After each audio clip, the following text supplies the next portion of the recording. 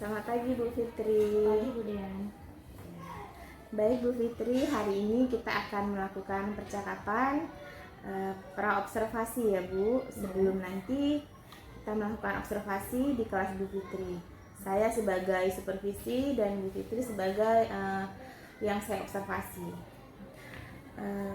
Baiklah Bu, sebelumnya saya ingin menyampaikan tujuan percakapan kita, yaitu untuk mengetahui dan mengevaluasi jalannya proses pembelajaran yang Ibu lakukan.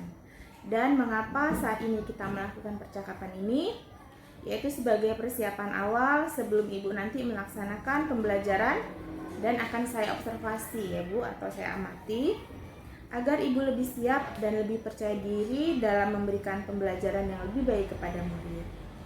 Baiklah Bu, ada beberapa pertanyaan yang akan saya sampaikan kepada Ibu. Yang pertama berkaitan dengan tujuan tadi ya Bu. Kira-kira apa tujuan yang ingin Ibu capai dalam observasi ini? Berdasarkan rencana pembelajaran yang saya buat, ada 2 tujuan yang ingin saya capai Bu. Yang pertama, peserta didik mampu memberikan contoh bilangan bulat. Dan yang kedua, peserta didik mampu menentukan letak bilangan bulat dalam garis bilangan.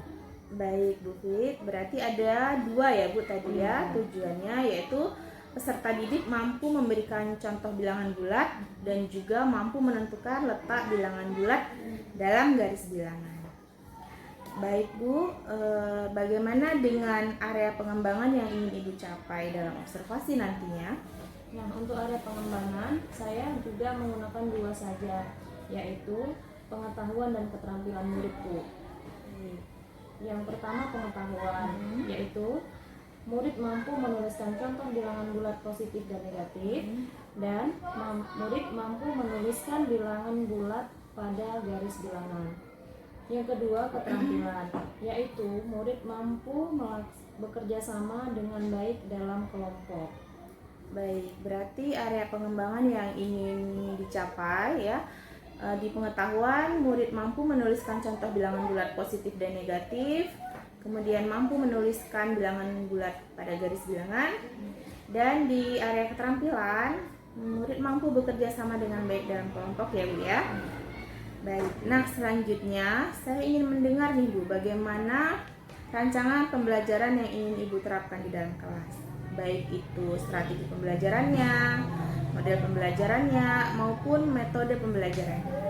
Nah, strategi pembelajaran yang ingin saya terapkan adalah strategi pembelajaran berdiferensiasi berdasarkan kesiapan belajar siswa yang terintegrasi juga dengan pembelajaran sosial dan emosional. Nah, kemudian saya juga akan membagi kelompok murid secara heterogen agar semua murid bisa aktif dalam belajar.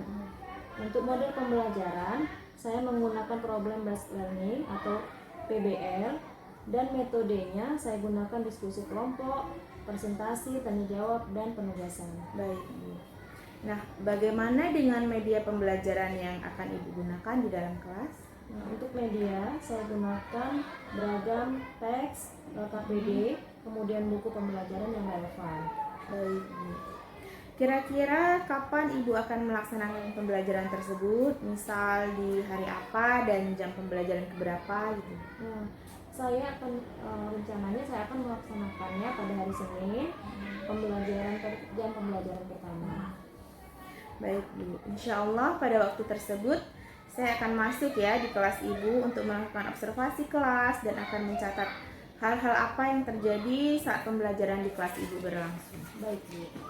Nah, nanti setelah kegiatan observasi kelas selesai, kita akan adakan percakapan lagi nih Bu Fit ya, yaitu percakapan pasca observasi ya Bu, yang nanti akan didampingi oleh pengajar praktik saya.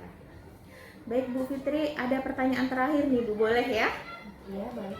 Kira-kira apa yang Ibu dapatkan atau apa yang Ibu rasakan nih setelah kita melakukan percakapan ini? Nah, saya merasa sangat senang dan saya mendapatkan gambaran tentang apa yang akan saya lakukan saat observasi nanti Bu Dian. Baik, berarti Bu Fit senang ya. Alhamdulillah saya juga senang loh Bu. Saya sangat senang. Iya. Baiklah Bu, nanti kita akan bertemu lagi saat observasi nanti ya Bu. Ya, baik. Terima kasih ya Bu Fit. Sama-sama Bu Dian.